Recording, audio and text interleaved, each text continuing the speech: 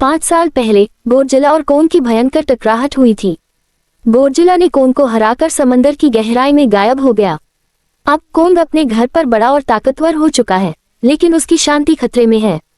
दुनिया एक नई कंपनी की ताकतवर मशीनों और गुप्त योजनाओं से डर रही है। गोडजिला वापस आया है, लेकिन अब वह अलग, गुस्सैल और विनाशकारी है।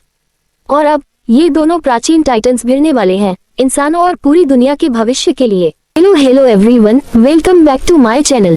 गाइज, एक छोटी सी रिक्वेस्ट है आप सब से, अगर आपको ये वीडियो पसंद आई हो तो प्लीज इसे लाइक दीजिए और कमेंट जरूर कीजिए। और अगर आप ऐसे ही मूवी एक्सप्लेनेशंस देखना चाहते हो तो चैनल को सब्सक्राइब करना बिल्कुल ना भूलें।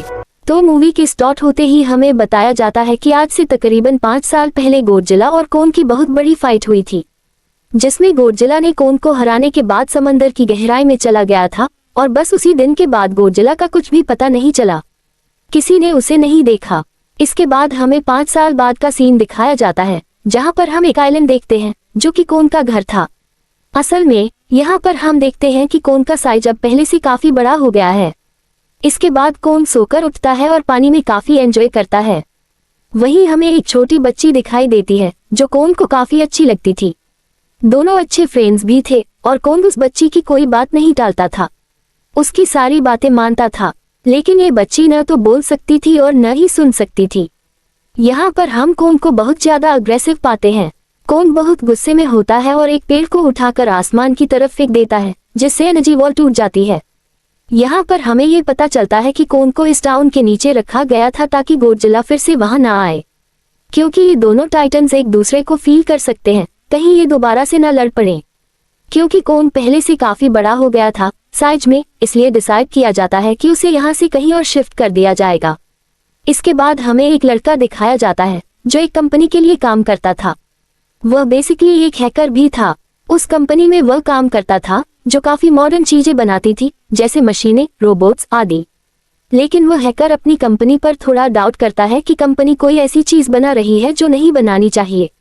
इसलिए वह कंपनी का सारा डेटा हैक कर लेता है।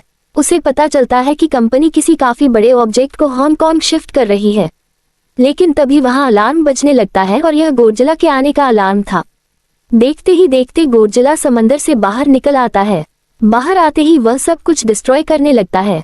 किसी को भी समझ नहीं आता कि गोडजिला सबको क्यों मार रहा है, क्योंकि वह तो इंसानों की जान बचाने वाला टाइटन था। यहाँ पर हमें ये पता चलता है कि गोडजिला के पास न्यूक्लियर पावर है और उसने उसे इस्तेमाल करके पूरी कंपनी को डिस्ट्रॉय कर दिया। इसके बाद ये न्यूज़ पूरी दुनिया में वायरल हो जाती है कि गोडजिला आ चुका है। लेकिन इस बार वह चेंज होकर आया है, पहले जैसा नहीं रहा। यानी पहले वह इंसानों को बचाता था, लेकिन अब वह अग्रेसिव है और गुस्से में सबको मारता जा रहा है। कंपनी का ओनर न्यूज़ में बता रहा होता है कि उनकी कंपनी एक प्रोजेक्ट पर काम कर रही है। वे बहुत जल्द एक ऐसी डिवाइस बनाने में कामयाब होंगे जिससे गोडजिला का मुकाबला हो सके। इस न्यूज़ को एक लड़की भी देख लेती है जिसका नाम मेडिसन है। मेडिसन इस बात से एग्री नहीं होती कि गोडजिला गुस्से में आया है। वह गोडजिला को बहुत अच्छे से जानती थी, इसलिए न्यूज़ को बकवास मानती है। उसका मानना है कि गोडजिला कभी भी किसी को नुकसान नहीं पहुंचा सकता, बल्कि वह इंसानों की हेल्प करता है। मेडिसन अपने फादर के पास जाकर उन्हें समझाने की कोशिश करती है कि गोडजिला कभी भी ऐसा नहीं कर सकता और उसके साथ जरूर कुछ न कुछ किया गया है। लेकिन मेडिसन के फादर उसे समझाते हैं कि ये सारे क्रिएचर्स इंसानों की तरह होते हैं, उनका मूड चेंज हो सकता है। फिर मेडिसन वहां से चली जाती है और वह हैकर की ऑनलाइन ऑडियो सुनती है। हैकर गोडजिला के बारे में एक ऑनलाइन ऑडियो अपलोड करता है। मेडिसन डिसाइड करती है कि वह जाकर उससे मिलेगी और सारी बात पूछेगी कि गोडजिला क्यों अग्रेसिव हो गया। इसके बाद कंपनी का ओनर एक सीनियर डॉक्टर नेथन से मिलता है। डॉक्टर नेथन असल में साइंटिस्ट भी हैं। कंपनी का ओनर उन्हें बताता है कि उनका कॉन्सेप्ट सही था, होलो अर्थ। ये वह जगह है जहां टाइटन्स पैदा होते हैं। असल में डॉक्टर नेथन ने एक बुक लिखी थी जिसमें उन्होंने लिखा था कि जमीन के अंदर एक और जमीन भी है जिसका नाम होलो अर्थ है। ये छुपी हुई है और किसी को नजर नहीं आती। कंपनी का ओनर डॉक्टर नेथन को बताता है कि उन्होंने होलो अर्थ में एक एनर्जी सोर्स ढूंढ लिया है। अगर इस सोर्स को इस्तेमाल किया गया तो वे गोडजिला का मुकाबला कर पाएंगे। डॉक्टर नेथन पूछते हैं कि वहां कैसे जाएंगे, क्योंकि उनके भाई ने पहले कोशिश की थी लेकिन नहीं जा पाए और मर गए।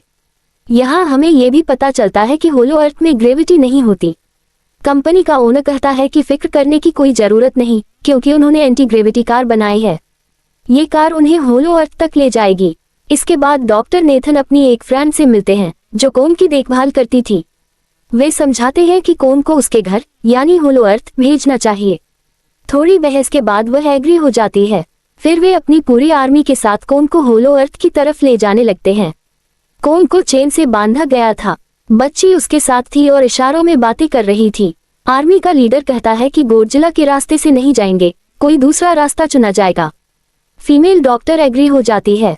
फिर मेडिसन अपने फ्रेंड के साथ उस हैकर से मिलती है। हैकर बताता है कि कंपनी एक बड़ी चीज बना रही थी और गोडजिला ने उसे नष्ट कर दिया।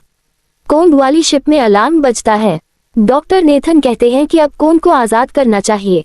गोडजिला शिप को पलट देता है जिससे कोन और बाकी लोग समंदर में डूबने लगते हैं। फिर कोन की चेन खोल दी जाती है और वह गोडजिला से लड़ता है। दोनों के बीच जबरदस्त फाइट होती है। कोन गोडजिला को समंदर में नीचे फेंक देता है। इसी बीच कंपनी हांगकांग में मेगा गोडजिला को एक्टिवेट कर देती है। गोडजिला और कोन मिलकर मेगा गोडजिला से लड़ते हैं। कोन को अपनी एक्स और एनर्जी सोर्स मिलती है। दोनों मिलकर मेगा गोडजिला को तबाह कर देते हैं। अंत में गोडजिला फिर से समंदर में चला जाता है। कोन अब हमेशा के लिए होलो अर्थ में चला गया और वह बच्ची भी उसके साथ हो गई। आपको यह मूवी कैसी लगी कमेंट करके जरूर बताना। अगर वीडियो अच्छा लगा हो तो लाइक कर दीजिए और चैनल को सब्सक्राइब कर लीजिए। मिलते हैं किसी और वीडियो में किसी और मूवी के एक्सप्लेनेशन के साथ।